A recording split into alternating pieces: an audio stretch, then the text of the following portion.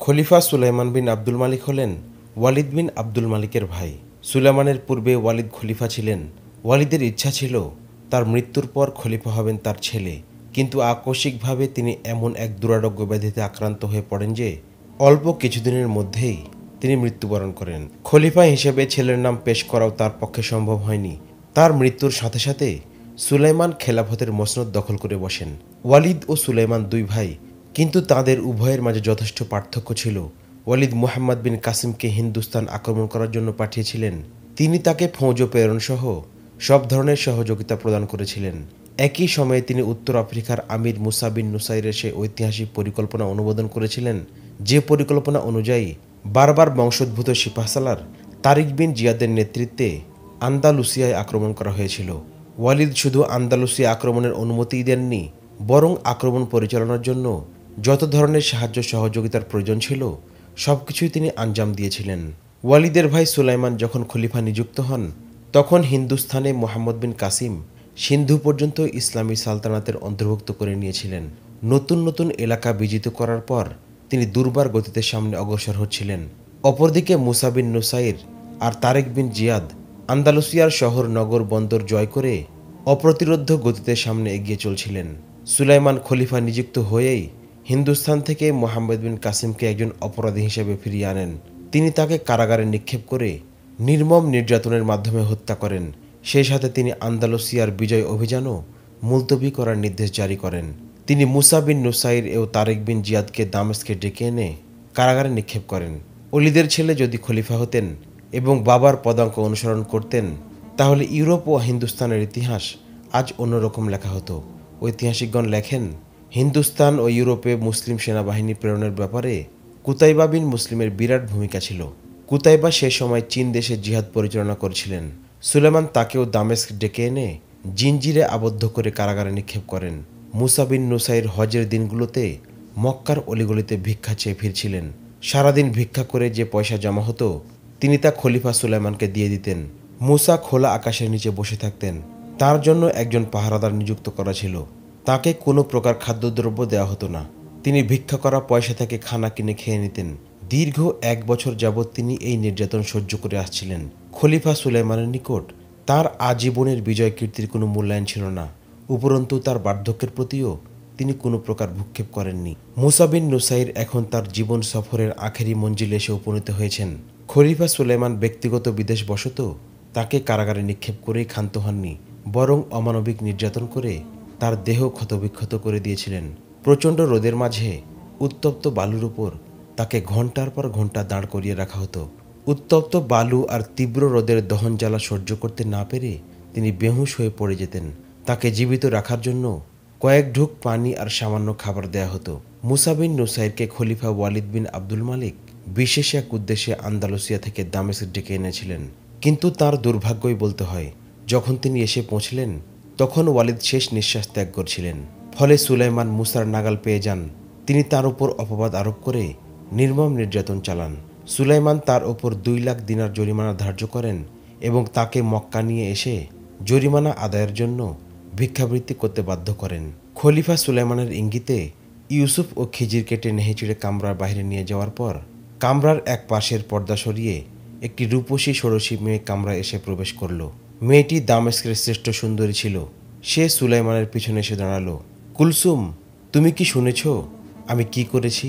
হ্যাঁ আমিরুল মুমিনিন, আমি পর্দার ওপাশে দাঁড়িয়ে সব শুনেছি। সুলাইমান তাচ্ছিলের হাসি হেসে বললেন, বদনসিব বারবার কথাকার, আফ্রিকা থেকে এত দূরে আমার হুকুমে মরতে এসেছে। এদের কত বড় সাহস মুসাকে বাঁচানোর জন্য বিদ্রোহের কথা বলে। আপনি কি নিশ্চিত হয়ে গেছেন আপনার হুকুমতে আর কেউ বিদ্রোহের কথা বলবে না? কুলসুম জিজ্ঞেস করল। যে বিদ্রোহ করবে তারও এই পরিণতি হবে। সুলাইমান বললেন, মানুষ আমাকে জালেম বলবে, ঐতিহাসিকগণ আমাকে রক্তপিপাসী স্বৈরাচার লিখবে, কিন্তু পরবর্তী প্রজন্ম এ কথা শুনবে না যে আমার শাসনামলে কোনো রাজ্যে বিদ্রোহ হয়েছে। আমিরুল মুমিনিন, এটা কি আপনার ভ্রান্ত ধারণা নয়? কুলসুম বলল, শুধুমাত্র 2 জন বারবার সর্দারকে হত্যা করে বিদ্রোহের আশঙ্কা উড়িয়ে দেওয়া যায় না। কুলসুম খলিফার সাথে আবেগঘন চিত্তাকর্ষক অঙ্গভঙ্গি করে বলল, আপনি মুসাকে কয়েদ করে অনেক বড় বিপদ ডেকে এনেছেন। সুলাইমানের অর্ধনিমিলিত মুগ্ধ দৃষ্টি কুলসুমের চেহারার ওপর স্থির হয়ে পড়ল। তার দেহ মন যেন অজানা এক জাদুর আবেশে অবশ হয়ে আসছিল। আপনি ভেবে দেখেছেন কি, মুসা তার ছেলে আব্দুল আজিজকে আন্দালুসিয়ার আমির নিযুক্ত করে এসেছে? কুলসুম বলল, হয়তো আব্দুল আজিজের নিকট এই খবর পৌঁছে গেছে যে তার বাবাকে নির্যাতন করে মৃত্যুর দুয়ারে পৌঁছে দেওয়া হচ্ছে। তারিক বিন জিয়াদকে আপনি নজরবন্দি করে রেখেছেন যেন সে দামেস্কের বাইরে যেতে না পারে। আব্দুল আজিজ আর তারেক একই আদর্শের অনুসারী। আন্দালুসিয়ার তামাম ফৌজও মুসা, তারেক বিন জিয়াদ আর আব্দুল আজিজকে পীরের মতো ভক্তি শ্রদ্ধা করে। তুমি কি বলতে চাচ্ছ আব্দুল আজিজ আমাদের বিরুদ্ধে বিদ্রোহ ঘোষণা করবে? কেন নয়, সে তার বাবার বেইজ্জতির প্রতিশোধ অবশ্যই নিতে চাইবে। সে আজাদির এলানও করে বসতে পারে। বিশাল এক সেনাবাহিনী রয়েছে তার। আপনি হয়তো ভুলে গেছেন, অর্ধেকের চেয়ে বেশি ফৌজও বারবাররা আইনত এ দাবি করতে পারে যে তারাই আন্দালুসিয়ার বিজেতা। আজ আপনি দুজন বারবার সর্দারকে শাস্তি দিয়েছেন। অন্য যে বারবাররা হজ করতে এসেছে তারা নিশ্চয়ই তাদের সর্দার দুজনকে তালাশ করবে।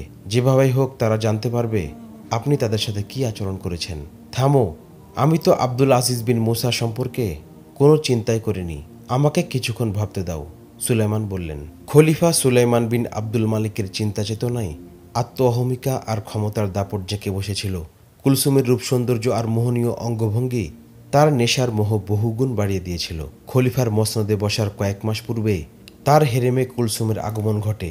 সুলেমানের এক বন্ধুর তোহফা ছিল কুলসুম। সে তার জাদুর ছোঁয়ায় যে কোনো পুরুষকে ইশারায় নাচানোর প্রশিক্ষণ নিয়েছিল। সে এসেই সুলেমানের দেহ মন জয় করে নিল আর হেরেমের অন্য সকল মেয়েদেরকে তার হুকুমের দাসী বানিয়ে ফেলল। কুলসুমের রূপে ও অঙ্গভঙ্গিতে জাদু ছিল কিনা, কুলসুম জাদুবিদ্যায় প্রশিক্ষণপ্রাপ্ত ছিল কিনা, এটা বড় কথা নয়। বড় কথা হলো সুলাইমান বিন আব্দুল মালিকের ঈমান ছিল কমজোর। তিনি ছিলেন নারী ও মদের নেশায় বিভোর। উম্মতে মুহাম্মাদির দুর্ভাগ্য যে তার মতো ব্যক্তি খলিফা নিযুক্ত হয়েছেন। তিনি তার কর্মকাণ্ডের মাধ্যমে খেলাফতকে রাজতন্ত্রে পরিণত করেন। তিনি অন্যান্য রাজা বাদশাদের ন্যায় স্বৈরাচারী শাসন ব্যবস্থা চালু করেন। ইতিহাস সাক্ষী, যখন কোনো পুরুষ তার ধমনীর ওপর নারীর প্রভুত্ব স্বীকার করে নেয়, তখন সে পুরুষ শুধু নিজেই ধ্বংস হয় না, বরং সে যদি কোনো খানদানের কাণ্ডারি হয় তাহলে সেই খানদানেরও ভরাডুবি করে। আর যদি কোনো রাজ্যের বাদশা হয় তাহলে সেই রাজ্যকে ধ্বংস ও বরবাদ করে ছাড়ে। কুলসুম সুলাইমানের স্ত্রী ছিল নাকি হেরেমের রক্ষিতা ছিল, এ ব্যাপারে সঠিক কোনো তথ্য পাওয়া যায় না।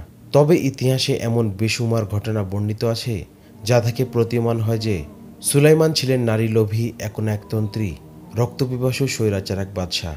তার হুকুমত ছিল মূলত খেলাফতের নামে মোড়া রাজতন্ত্র। বাহ্যত তিনি হজ আদায় করতে এসেছিলেন, কিন্তু প্রভাব বিস্তারের উদ্দেশ্যে জাঁকজমকের কোনো কমতি ছিল না। তার সাথে ছিল হেরেমের শোভা কুলসুম ও অসংখ্য দাসদাসী, আর ছিল রক্ষী বাহিনী ও গুপ্তচর বাহিনী। তিনি আল্লাহর দরবারকে নিজের দরবার বানিয়ে নিয়েছিলেন। সন্ধ্যায় দুই বারবার সর্দারকে শাস্তির নির্দেশ দিয়ে রাতের আধারে খলিফা তার প্রাসাদসম তাঁবু থেকে বের হয়ে এমন এক জায়গায় এসে পৌঁছলেন যেখানে মুসা বিন নুসাইর রাত্রি যাপন করতেন। খলিফার সাথে ছিল দুজন সিপাহী ও দুজন মশালধারী। মুসা বিন নুসাইর সারাদিনের ক্লান্ত শরীর মাটিতে এলিয়ে দিয়ে ঘুমোচ্ছিলেন। সুলাইমান মুসা বিন নুসাইরের পাঁজরে পা দিয়ে খোঁচা দিয়ে বললেন, উঠ বুড়ো। দুর্বল বয়োবৃদ্ধ মুসা বিন নুসাইর বহু কষ্টে উঠে বসে চোখ মেলে তাকালেন। মনে হচ্ছে তুমি বোধশক্তি ফিরে পাচ্ছ। সুলাইমান বললেন, ওই দুই বারবার তোমার সাথে বিদ্রোহের কথা বলছিল আর তুমি তাদের বাধা দিচ্ছিলে। তোর ভয়ে নয় সুলাইমান। মুসা বিন নুসাইর আসমানের দিকে ইঙ্গিত করে বললেন, আল্লাহর ভয়ে। আমি তোর খেলাফতের কোনো পরোয়া করি না, তোকে মোটেও ভয় পাই না। তুই কি মনে করিস আমার অন্তরে আল্লাহর ভয় নেই? সুলাইমান বিদ্রূপের হাসি হেসে বললেন, না, তোর অন্তরে মোটেও আল্লাহর ভয় নেই। মুসা বললেন, তুই তো আল্লাহর হুকুম মাহকাম সম্পর্কে একেবারে অজ্ঞ। কোরআন খুলে দেখ, আল্লাহ তাআলার হুকুম হলো তোমরা হজ করতে এসে নিজ স্ত্রীদের থেকে দূরে থাকো, মন্দ কাজ থেকে বিরত থাকো, লড়াই ঝগড়ায় লিপ্ত হও না। তোমরা যে নেক কাজ করবে আল্লাহ তা জানতে পারবেন। হজের সফরের সাথে পাথেও রাখো।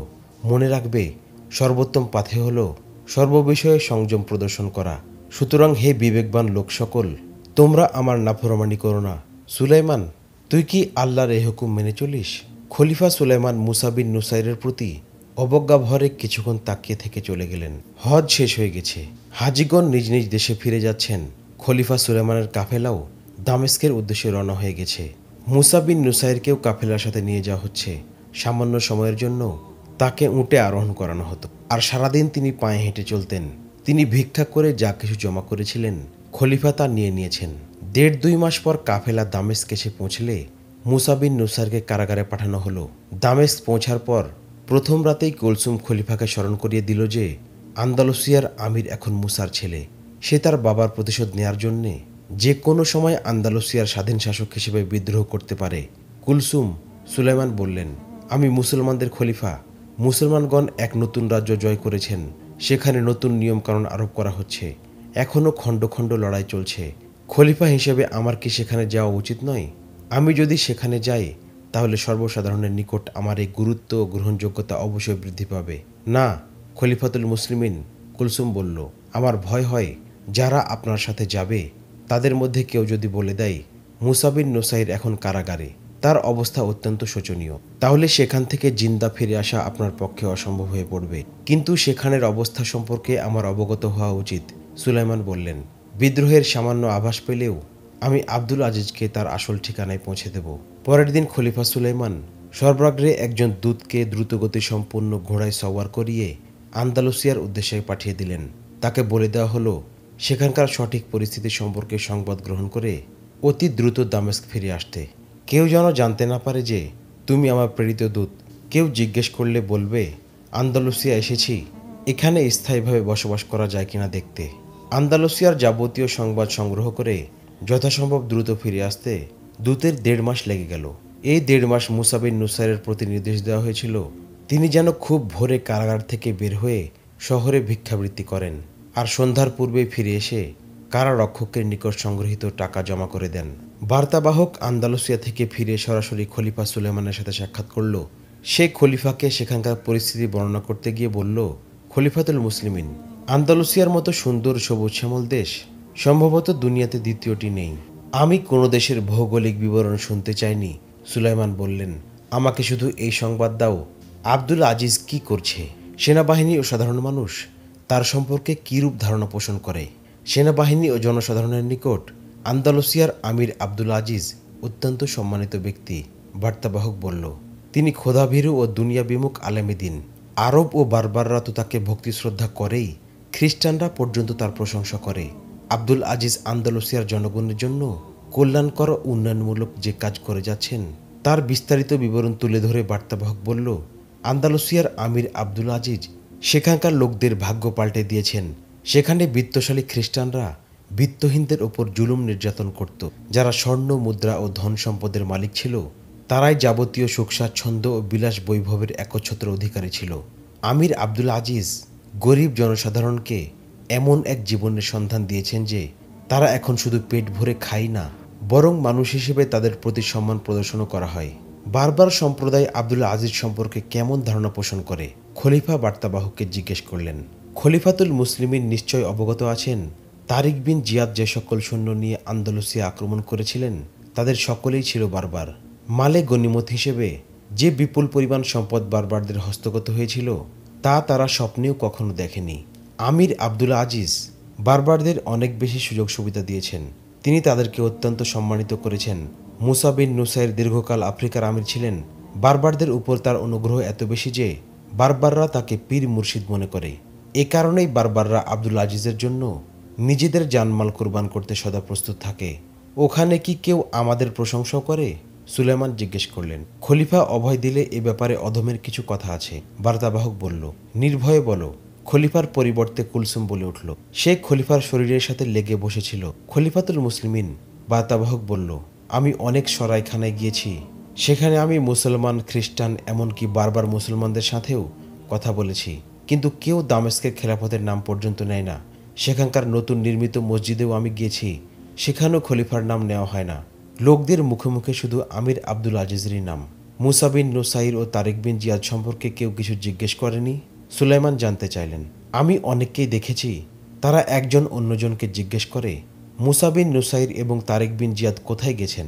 বার্তাবাহক বলল, খলিফাতুল মুসলিমিন, যে ব্যক্তি জানতে পেরেছে যে আমি দামেস্ক থেকে এসেছি সেই আমাকে জিজ্ঞেস করেছে মুসা বিন নুসাইর এবং তারিক বিন জিয়াদ কি দামেস্কে আছেন, তারা কবে ফিরবেন ইত্যাদি। আমি দেখেছি দারুল খেলাফতের সাথে আন্দালুসিয়ার কোনো সম্পর্কই নেই। খলিফাতুল মুসলিমিন, আপনার সেখানে যাওয়া উচিত। হ্যাঁ, আমার সেখানে যাওয়া উচিত। আমি যদি সেখানে না যাই তাহলে একদিন খুতবা থেকেও আমার নাম মুছে যাবে। সুলাইমান বললেন, তুমি এখন যেতে পারো। কুলসুম বার্তাবাহককে বলল। বার্তাবাহক চলে গেলে কুলসুম সুলাইমানকে বলল, আপনি আন্দালুসিয়া যাবেন না।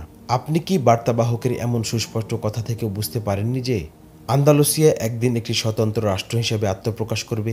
আপনি কি চান উমাইয়া বংশের হাত থেকে খেলাফতের বাগডোর অন্যের হাতে চলে যাক? আপনি কি মুসার খানদানকে খেলাফতের মসনদে বসাতে চান? না কুলসুম, কখনও না। সুলাইমান বললেন, আমি মুসার বংশ নির্বংশ করেই তবে ক্ষান্ত হব। মুসা এই অধিকার কোথেকে পেল যে সে নিজের ছেলেকে একটি বিজিত এলাকার আমির বানিয়ে দিয়েছে? কুলসুম বলল, শুধু মুসাকে খতম করলেই হবে না, তার গোটা বংশকেই খতম করে দিতে হবে। এখনই আবু হানিফকে ডাকো। খলিফার কথা শুনে কুলসুম উঠে দাঁড়ালো। খলিফা তাকে বাধা দিয়ে বললেন, তুমি কোথায় যাচ্ছ? প্রহরীকে পাঠাও। আবু হানিফকে ডাকার জন্য আমারই যাওয়া উচিত। কুলসুম বলল, সে তো আপনার হুকুমের অপেক্ষায় এখানেই বসে আছে। কুলসুম খলিফার কামরা থেকে বের হয়ে দুটি কামরা অতিক্রম করে তৃতীয় একটি কামরায় প্রবেশ করল। কামরাটি অত্যন্ত সুন্দর ও সাজানো গোছানো। সেখানে মধ্যবয়সী বলিষ্ঠ চেহারার সুদর্শন এক পুরুষ বসেছিল। কুলসুমকে দেখামাত্র সে দাঁড়িয়ে তার দুই বাহু প্রসারিত করে ধরল। কুলসুম সোজা তার বাহু বন্ধনে আশ্রয় নিল। এই লোকটি হলো আবু হানিফ। কুলসুম তাকে একটি কুরসিতে বসিয়ে নিজে একটি কুরসি টেনে বসে বলল, তিনি আন্দালুসিয়া যাওয়ার খোয়াব দেখছেন। তুমি হলে তার প্রধান পরামর্শদাতা। তার পরামর্শদাতা তো অনেকেই আছে, কিন্তু আমি তোমাকে তার মনের মাঝে স্থান দিয়েছি। এটা কোনো নতুন কথা নয়। আবু হানিফ বলল, নতুন কথা বলো। বার্তাবাহক কী সংবাদ এনেছে? আর সুলাইমানি বা কি বলেছে? কুলসুম আবু হানিফকে বার্তাবাহকের সব কথা শোনালো। বার্তাবাহকের কথা শুনে সুলাইমানের কি প্রতিক্রিয়া হয়েছিল এবং সে নিজে সুলাইমানকে কি পরামর্শ দিয়েছে তাও শোনালো। আমিও তাকে এই পরামর্শই দেব।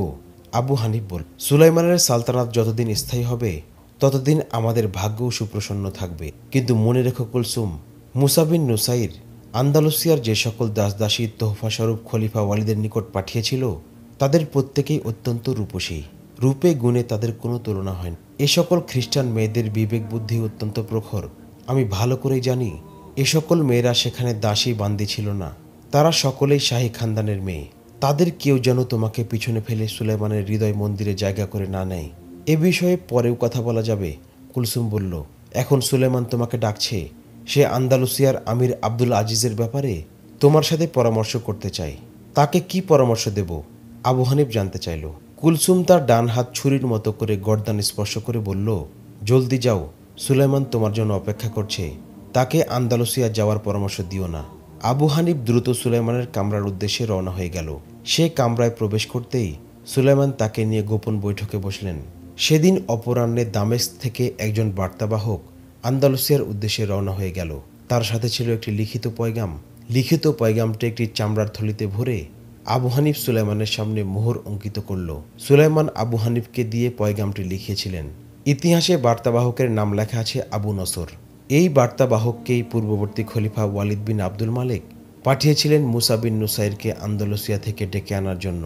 আবু নসর ছিল রাজকর্মচারীদের মাঝে নির্ভরযোগ্য ব্যক্তি। সুলাইমান আবু নসরকে লিখিত পয়গামটি দিয়ে বললেন, তুমি ভালো করেই জানো আমার বড় ভাই ওয়ালিদ তোমার ওপর কতটা আস্থা রাখতেন। শাহী মহলে তোমার প্রতি সেই আস্থা এখনও অটুট আছে। এটা অত্যন্ত গুরুত্বপূর্ণ পয়গাম। কোনো অবস্থাতেই যেন রাস্তায় এই পয়গাম খোলা না হয়। কোনো কারণে যদি এই পয়গাম হাতছাড়া হয়ে যাওয়ার আশঙ্কা সৃষ্টি হয় তাহলে মোহর ভেঙে থলি থেকে পয়গাম বের করে জ্বালিয়ে দেবে অথবা গিলে ফেলবে। এই পয়গাম কোনোভাবেই যেন অন্যের হাতে না পৌঁছে। আমিরুল মুমিনিন, এমনই হবে। আবু নসর বলল, আরেকবার ভালো করে শুনে নাও। সুলাইমান বললেন, পয়গাম হাবিব বিন ওবায়দার কাছে পৌঁছাবে। কেউ যেন জানতে না পারে যে তুমি কোনো পয়গাম নিয়ে গিয়েছ। তাছাড়া আর সব কিছুই তোমাকে বলে দেওয়া হয়েছে। আবু নসর সম্মতি সূচক মাথা নেড়ে আন্দালুসিয়ার উদ্দেশ্যে রওনা হয়ে গেল। আন্দালুসিয়ার রাজধানী টলেডো। আমির আব্দুল আজিজ টলেডোতেই অবস্থান করছিলেন। আবু নসর রাতের বেলা টলেডোর উপকণ্ঠে এসে পৌঁছল। সন্ধ্যায় শহর রক্ষা প্রাচীরের ফটক বন্ধ হয়ে যাওয়াতে শহরের বাইরেই তাকে রাত যাপন করতে হয়েছে।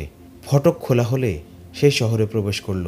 পূর্বেই সে তার চেহারায় কিছুটা পরিবর্তন এনেছিল। সে এমন লেবাস পরেছিল যে তাকে আরব বলে মনে হচ্ছিল না।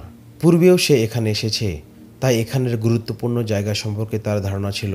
সে জানত হাবিব বিন ওবায়দা কোথায় থাকে। ঐতিহাসিকদের মতে হাবিব বিন ওবায়দা ছিল ফৌজের উচ্চপদস্থ একজন কর্মকর্তা। সম্ভবত এই কারণেই তার নামের সাথে আমির শব্দটি লেখা হতো। আবু নসর হাবিবের ঘরের সামনে এসে দাঁড়ালো। এ সময় হাবিবের এক দোস্ত জায়েদ বিন নাবাহ সেখানে উপস্থিত ছিল। খাদেম এসে বলল, একজন মুসাফির আপনার সাথে সাক্ষাৎ করতে চায়। হাবিব বাইরে এসে আগন্তুকের দিকে একদৃষ্টে কিছুক্ষণ তাকিয়ে থেকে বলল, তুমি আবু নসর নও? কারোর জন্য খলিফার পয়গাম নিয়ে এসেছো নাকি? আপনার জন্যই পয়গাম নিয়ে এসেছি, আবু নসর বলল। খলিফার বিশেষ গোপন পয়গাম। তার নির্দেশ হলো কেউ যেন এই পয়গামের ব্যাপারে জানতে না পারে। এই নিন পয়গাম, আর আমাকে আত্মগোপন করে থাকার ব্যবস্থা করে দিন। জবাব নিয়ে আমি ফিরে যাব। হাবিব তার থেকে পয়গামের থলি নিয়ে খাদেমকে বলল, এই মুসাফিরের জন্য আলাদা কামরার ব্যবস্থা করো এবং তার খাওয়া দাওয়ার প্রতি বিশেষ খেয়াল রেখো। বৈঠকখানায় এসে হাবিব দোস্ত জায়েদের সামনে থলি খুলে পয়গাম বের করে পড়তে লাগলো। পয়গাম খুব দীর্ঘ ছিল না। পয়গাম পড়তে গিয়ে হাবিব বিন উবায়দার হাত কাঁপতে শুরু করলো। তার হাত এতটা সজোরে কাঁপছিল যে পয়গাম হাত থেকে পড়ে গেল, আর চোখ থেকে কান্নার দমকে তপ্ত অশ্রু বের হয়ে এলো। পড়ে যাওয়া পয়গামটি উঠিয়ে নিয়ে জায়েদ পড়তে লাগলো, আন্দালুসিয়ার আমির আব্দুল আজিজকে হত্যা করে তার মস্তক দামেস্ক পাঠিয়ে দাও, কেউ যেন জানতে না পারে। জায়েদ, তুমি তো জানো মুসা বিন নুসাইরের সাথে আমার বন্ধুত্ব কতটা গভীর। হাবিব বলল, আমি তার ছেলের মস্তক কাটার নির্দেশ দিতে পারি না। এই কাজ আমার দ্বারা কিছুতেই হবে না। তাহলে নিজেই মৃত্যুর জন্য প্রস্তুত হয়ে যাও। জায়েদ বলল, খলিফার নির্দেশ না মানলে সে তোমার পরিবারের প্রত্যেকটি শিশু সন্তানকে পর্যন্ত হত্যা করে ছাড়বে। হত্যা করার পূর্বে তোমাকে কয়েদখানায় বন্দি করে এমন নির্মম নির্যাতন করবে যে দিনরাতে অসংখ্যবার তুমি মৃত্যুর দুয়ারে পৌঁছে যাবে। তুমি কি এ ব্যাপারে আমাকে সাহায্য করবে? হাবিব জায়েদকে জিজ্ঞেস করল। তুমি বললে অবশ্যই সাহায্য করব। জায়েদ বলল, খলিফার এই নির্দেশ পালন করা ছাড়া তোমার কোনো উপায় নেই। ইউরোপিয়ান ও মুসলিম ঐতিহাসিকদের মধ্যে প্রায় সকলেই লিখেছেন যে হাবিব বিন উবায়দা এবং মুসা বিন নুসাইরের সাথে অত্যন্ত গভীর বন্ধুত্ব ছিল। কিন্তু মরহুম খলিফা ওয়ালিদ এবং তার ভাই সুলাইমানের পক্ষ থেকে হাবিবের খানদানের ওপর এমন অজস্র অনুগ্রহ ছিল যা অস্বীকার করা হাবিবের পক্ষে একেবারে অসম্ভব ছিল। তাছাড়া সুলাইমানের প্রতিহিংসা পরায়ণ মনোভাবের কারণেও এই নির্দেশ অমান্য করা সম্ভব ছিল না। অনেক চেষ্টার পর হাবিব 5 জন ফৌজি অফিসারকে নিজের মতের সাথে একাত্ম করতে সক্ষম হলো। এই 5 জন ফৌজি অফিসারই ছিল উমাইয়া বংশের। তারা আমির আব্দুল আজিজকে হত্যা করার ব্যাপারে ঐক্যমতে পৌঁছল। কিন্তু সমস্যা হলো আমির আব্দুল আজিজ জনকল্যাণমূলক কাজে ও সামাজিক উন্নয়নকল্পে এতটাই ব্যস্ত থাকেন যে কখনো তিনি এক জায়গায় স্থির থাকতে পারেন না। আন্দালুসিয়ার কয়েকটি জায়গায় তখনও লড়াই চলছিল। খ্রিস্টানরা মুসলমানদেরকে আন্দালুসিয়া থেকে বিতাড়িত করতে একেবারে অক্ষম হয়ে পড়েছিল। কিন্তু যে সকল অঞ্চল তখনও মুসলমানদের করতলগত হয়নি, সেগুলো রক্ষার জন্য খ্রিস্টানরা প্রাণপণ লড়াই করছিল। আমির আব্দুল আজিজ কখনো কখনো আকস্মিকভাবে যুদ্ধক্ষেত্রে চলে যেতেন। আমির আব্দুল আজিজকে হত্যা করার জন্য গুপ্ত ঘাতকদের লেলিয়ে দেওয়া হলো। তারা কয়েকবারই চূড়ান্ত আঘাত হানার জন্য চেষ্টা করল, কিন্তু তাদের প্রতিটি প্রচেষ্টাই চরমভাবে ব্যর্থ হয়ে গেল। আব্দুল আজিজ নিজেও আঁচ করতে পারেননি যে কেউ তাকে হত্যা করার জন্য ছায়ার মতো তার পিছনে লেগে আছে। অবশেষে হাবিব বিন উবায়দা এক বিকৃত মস্তিষ্ক গুপ্ত ঘাতকের সন্ধান পেল। সে অত্যন্ত সাহসী ও ক্ষিপ্রগতি সম্পন্ন ছিল। সে ছায়ার মতো আমির আব্দুল আজিজের পিছনে লেগে থাকত। আমির আব্দুল আজিজ সর্বদা দেহরক্ষী বেষ্টিত হয়ে থাকতেন। তার পর্যন্ত একটি তীর পৌঁছাও ছিল অসম্ভব। এই গুপ্তঘাতকের নাম কোনো ঐতিহাসিকে উল্লেখ করেননি। গুপ্তঘাতক একটি মোক্ষম সময়ের অপেক্ষায় ছিল। তখনকার যুগে যিনি সিপাহসালার হতেন তিনি ইমামতের দায়িত্ব পালন করতেন। জামে মসজিদের ইমামতের দায়িত্ব তারই উপর ন্যস্ত থাকত। একদিন আমির আব্দুল আজিজ ফজরের নামাজের ইমামতের জন্য দাঁড়িয়েছিলেন। তিনি সূরা ফাতিহা তেলাওয়াত করে সূরা ওয়াকিয়া শুরু করেছেন মাত্র। এমন সময় এক ব্যক্তি বিদ্যুৎ গতিতে প্রথম কাতার থেকে বের হয়ে চোখের পলকে তলোয়ারের এক আঘাতে আমির আব্দুল আজিজের শরীর থেকে মস্তক আলাদা করে ফেলল। নামাজিগণ কোনো কিছু বুঝে ওঠার আগেই গুপ্তঘাতক মস্তক নিয়ে মসজিদ থেকে বের হয়ে অদৃশ্য হয়ে গেল। গুপ্তঘাতক আমির আব্দুল আজিজের কর্তৃত মস্তক কাপড়ে পেঁচিয়ে হাবিব বিন উবায়দার ঘরে এসে পৌঁছল। হাবিব তার অপেক্ষায় ছিল। সে চামড়ার একটি থলি বানিয়ে রেখেছিল। কর্তৃত মস্তক সেই থলিতে রেখে সেলাই করে আরেকটি মখমলের থলিতে ভরে বার্তাবাহক আবু নসরকে দিয়ে বলল, এটা খলিফা সুলাইমান বিন আব্দুল মালিকের নিকট পৌঁছে দাও। কি আছে এর মধ্যে? বার্তাবাহক জিজ্ঞেস করল। খলিফার পয়গামের উত্তর। হাবিব বলল, এখনই রওনা হয়ে যাও। আবু নসর তৎক্ষণাৎ বের হয়ে পড়ল। সে প্রায় 20 দিন লাগাতার সফর করে দামেস্ক এসে পৌঁছল। দামেস্ক পৌঁছে সে খলিফার সাথে সাক্ষাৎ করল। হাবিব খলিফার পয়গামের উত্তর হিসেবে যে থলি তাকে দিয়েছিল সেই থলি সে খলিফার সামনে পেশ করল। খলিফা সুলাইমান থলির মধ্যে আমির আব্দুল আজিজের কর্তৃত মস্তক দেখে অট্টহাসিতে ফেটে পড়লেন। তিনি চিৎকার করে নির্দেশ দিলেন, আন্দালুসিয়ার আমিরের কর্তৃত মস্তক কয়েদখানার তার বাবার সামনে রেখে এসো। সাথে সাথে তার নির্দেশ পালন করা হলো। আমির আব্দুল আজিজের কর্তৃত মস্তক মুসা বিন নুসাইরের সামনে পেশ করা হলো। মুসা বিন নুসাইর প্রথম থেকেই অসহনীয় দুঃখ কষ্টে জর্জরিত ছিলেন। নিত্য নতুন নির্যাতন আর অনাহারে অর্ধাহারে তার শরীর অত্যন্ত দুর্বল হয়ে পড়েছিল। শারীরিক ও মানসিক আর কোনো প্রকার দুঃখ সহ্য করা তার পক্ষে সম্ভব ছিল না। এমন সময় প্রিয় সন্তানের কর্তৃত মস্তক দেখে তিনি বেহুঁশ হয়ে পড়ে যান। হুঁশ ফিরে এলে দেখেন মস্তক সেখানে নেই। প্রচণ্ড দুঃখ কষ্টে আক্ষেপ করে মুসা বিন নুসাইর বলে উঠলেন, তারা এমন এক ব্যক্তিকে হত্যা করেছে যে দিনের আলোতে ইনসাফ ও ন্যায় প্রতিষ্ঠায় আত্মবিস্মৃত হয়ে থাকত আর নিঝুম রাতের আঁধারে আল্লাহর দরবারে সেজদায় পড়ে থাকত। সে ছিল আঁধার রাতের ইবাদত গুজার। তার যুদ্ধদিনের সিপাহী শাহসাওয়ার সে দিনে রোজা রাখত আর রাতে জায়নামাজে বিনিদ্র রজনী কাটাত। মুসা বিন নুসাইর যে কারাগারে পুত্র শোকের অসহ্য যন্ত্রণা বুকে নিয়ে তিলে তিলে মৃত্যুর দিকে এগিয়ে যাচ্ছিলেন, সেই একই কারাগারে জীবনের শেষ নিঃশ্বাস ত্যাগ করেছেন সিন্ধু বিজয়ী বীরপুরুষ মুহাম্মদ বিন কাসিম। খলিফা সুলাইমানের নির্দেশে নির্মম নির্যাতনের মাধ্যমে তাকে হত্যা করা হয়েছে।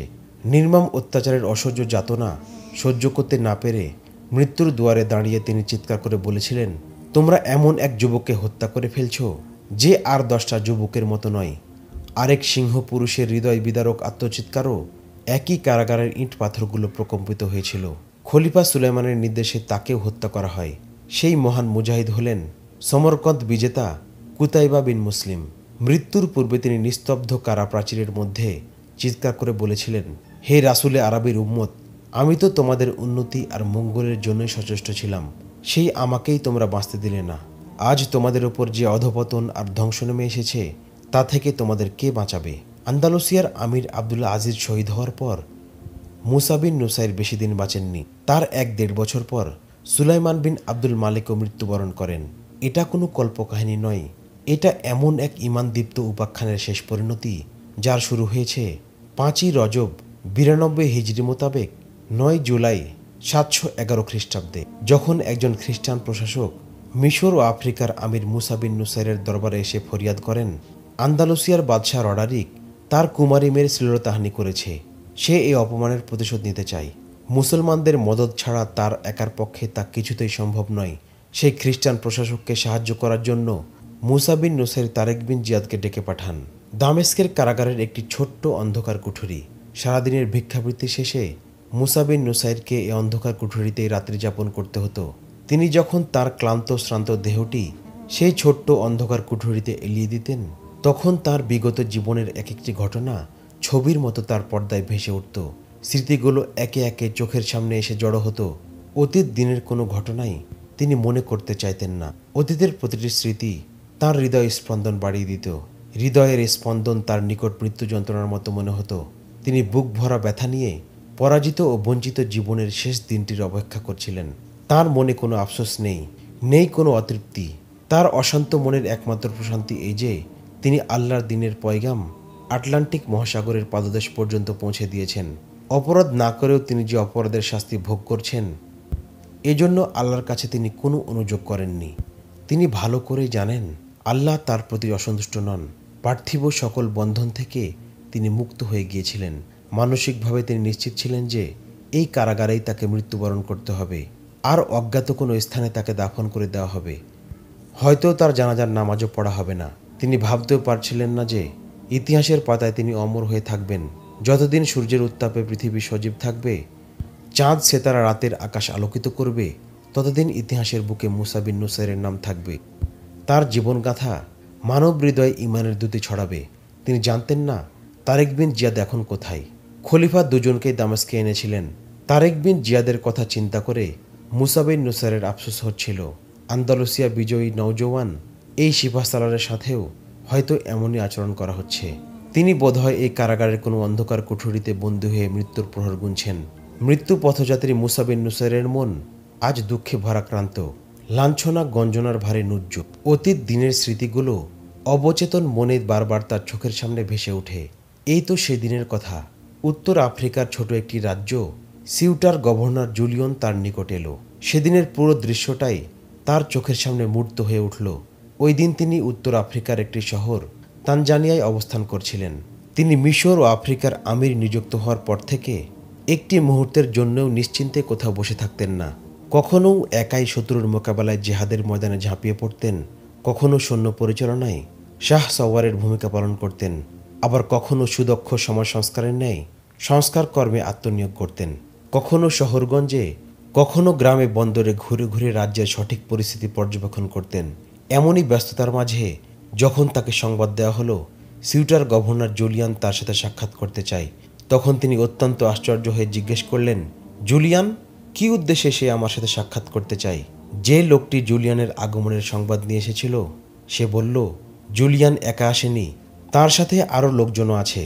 তাদেরকে উচ্চপদস্থ কর্মকর্তা বা শাহী খানদানের লোক বলে মনে হচ্ছে। তারা বেশ কিছু উপহার উপঢৌকনও সাথে এনেছে। আল্লাহর কসম, আমার বিশ্বাস হয় না। মুসা বিন নুসাইর বললেন, কেউ কি বিশ্বাস করবে যাদের সাথে আমাদের লড়াই চলছে, যারা আমাদের জানের দুশমন? আচানক তারা আমাদের দোস্ত হয়ে গেছে? অসম্ভব, কিছুতেই হতে পারে না। তারা হয়তো সন্ধির প্রস্তাব নিয়ে এসেছে। আমি তাদের সন্ধির প্রস্তাব কিছুতেই গ্রহণ করব না। মুহতারাম আমির, একজন সভাসদ আরজ করলেন, তারা এতটা দূর থেকে এসেছেন, তাদেরকে সাক্ষাতের সুযোগ প্রদান করা হোক। সিউটা রোম সাগরের পাড়ে অবস্থিত আফ্রিকার সীমান্তবর্তী একটি ছোট রাজ্য। তার বিপরীত দিক থেকে মাথা উঁচু করে দাঁড়িয়ে আছে জাবালুত তারিক বা জেব্রাল্টার প্রণালী। সিউটা ও জাবালুত তারিকের মধ্য দিয়ে যে সাগর বয়ে গেছে তার বিস্তৃতি প্রায় 12 মাইল। সিউটা হলো আন্দালুসিয়ার বাদশাহ রডারিকের করদ রাজ্য। সিউটার নিজস্ব সৈন্যবাহিনী আছে, তা সত্ত্বেও রডারিক নিজের কিছু সৈন্য সেখানে মোতায়েন করে রেখেছে। আন্দালুসিয়ার মতো শক্তিশালী রাজ্যের মদতপৃষ্ট হওয়ার কারণে জুলিয়ান সর্বদা শক্তি প্রয়োগ করে আশপাশের অঞ্চল দখল করে নেওয়ার চেষ্টা করত। জুলিয়ানের ঔদ্ধত্য দমন করার জন্য মুসা বিন নুসাইর প্রায়ই ফৌজ প্রেরণ করতেন। জুলিয়ান বাহিনীর সাথে তাদের কয়েকবার লড়াইও হয়েছে। মুসা বিন নুসাইর সিউটা দখল করে নেয়ার জন্য 2-3 বার রীতিমতো আক্রমণ পরিচালনা করেন, কিন্তু সিউটার দুর্গ এতটাই মজবুত যে কিছুতেই তা পদানত করা সম্ভব হয়ে ওঠেনি। মুসা বিন নুসাইর জুলিয়ান বাহিনীকে দুর্গের মধ্যে বন্দী করে রাখার জন্য বারবার ফৌজের মাধ্যমে দুর্গ অবরোধ করেও রাখেন। তিনি এই ইচ্ছাও ব্যক্ত করেন যে জুলিয়ানের অত্যাচার চিরতরে বন্ধ করার জন্য অতি সত্বর সিউটার ওপর কঠিন হামলা চালাবেন।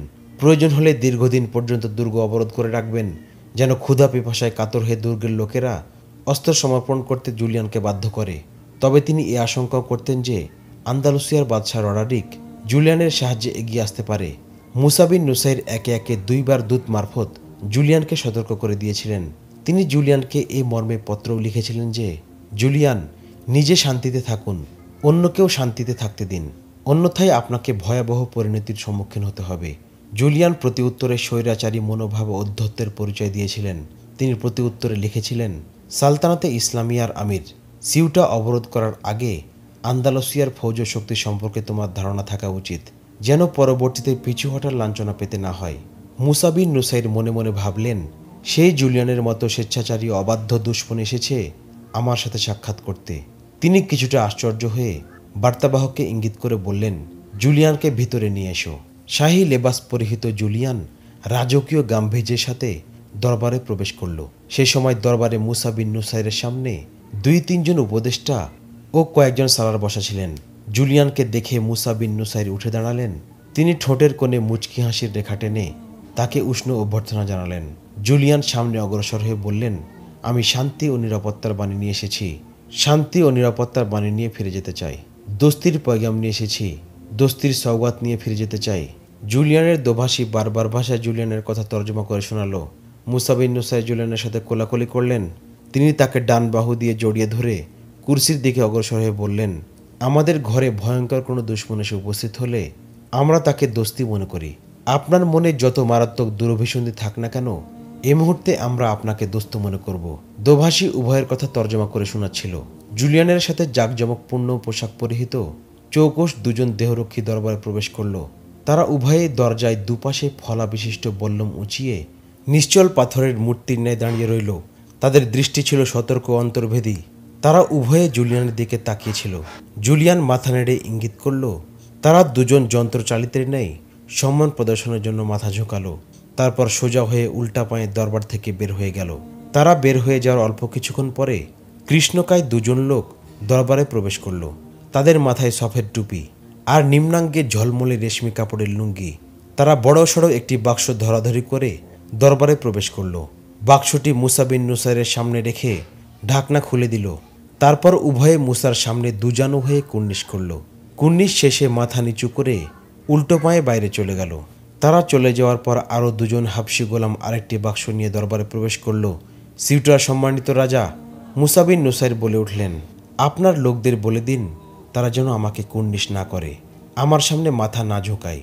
ইসলামী সালতানাতের আমির জুলিয়ান বলল, এরা গোলাম, শাহী খানদানের লোক নয়, এদের কুর্নিশ করতে বাধা দেবেন না। আমরা সকলেই গোলাম। মুসা আসমানের দিকে ইশারা করে বললেন, আমরা কেবল এক বাদশাকেই কুর্নিশ করি, তার সামনে মাথা ঝুঁকিয়ে সেজদাবনত হই। সে বাদশাহ হলেন মহান আল্লাহ। সম্মান প্রদর্শনের এই পদ্ধতি আপনি আপনার দরবারে পালন করুন, আমাদের কোনো আপত্তি নেই। এই মুহূর্তে আমরা আল্লাহর দরবারে বসে আছি। মুসা বিন নুসাইর জিজ্ঞেস করলেন, আপনি কি কখনো মুসলমানদেরকে একত্রিত হয়ে নামাজ পড়তে দেখেননি? আফ্রিকার মহামান্য আমির, আমি দেখেছি। জুলিয়ান বলল, আপনার ফৌজ যখন সিউটা অবরোধ করে তখন এক সন্ধ্যায় আমি দুর্গ প্রাচীরের ওপর দাঁড়িয়ে দেখেছি আপনার ফৌজ একজন ব্যক্তির পিছনে সারিবদ্ধভাবে দাঁড়িয়ে নামাজ আদায় করছিল। এ দৃশ্য দেখে আপনার মনে কি অনুভূতি জন্মেছিল আপনি কি দেখেননি? সেখানে একজন সাধারণ সিপাহী ও সিপাহসালার, সাদা ও কালো, আমির ও গরিব, সকলে একসাথে কাঁধে কাঁধ মিলিয়ে সারিবদ্ধ হয়ে দাঁড়িয়েছিল। সেখানে এমন কোনো নিয়ম ছিল না যে আমির প্রথম সারিতে দাঁড়াবে আর গরিব পিছনের সারিতে দাঁড়াবে। ইসলামে গোলাম ও মনিবের মাঝে কোনো পার্থক্য নেই। আল্লাহর সামনে দাঁড়িয়ে সকলে সমান হয়ে যায়। মানুষের সামনে মানুষের মাথা ঝুঁকিয়ে সেজদা করা হারাম, গুনাহের কাজ। 3টি বড় বড় বাক্স দরবারে আনা হলো। মুসা বিন নুসাইরের নিষেধ সত্ত্বেও গোলামরা মাথা ঝুঁকিয়ে কুর্নিশ করে যাচ্ছিল, আর জুলিয়ান না বুঝার ভান করে মুচকি মুচকি হাসছিলেন। 3টি বাক্সই মহামূল্যবান হাদিয়া তোহফায় ভরা ছিল। জুলিয়ান এগুলো মুসা বিন নুসাইরের জন্য এনেছিলেন। আফ্রিকার আমিরের জন্য আমি একটি ঘোড়াও এনেছি, জুলিয়ান বললেন। বাইরে দাঁড় করিয়ে রাখা হয়েছে। আন্দালুসিয়ার জঙ্গি ঘোড়া, এত তীব্র বেগে ছুটে যে মনে হয় দৌড়াচ্ছে না, উড়ে চলছে। একমাত্র শাহ সওয়ারকে সে তার পিঠে আরোহণের সুযোগ দেয়। যেখানেই লাগাম টেনে ধরা হয় সেখানে দাঁড়িয়ে পড়ে। এই ঘোড়া বেশ কয়েকটি যুদ্ধে অংশগ্রহণ করেছে। এটি শাহী আস্তাবলের সেরা ঘোড়া। আমি নিজের পক্ষ থেকে এবং খলিফাতুল মুসলিমের পক্ষ থেকে আপনার শুকরিয়া আদায় করছি, মুসা বিন নুসাইর বললেন। এখন বলুন, আপনার আগমনের উদ্দেশ্য কি?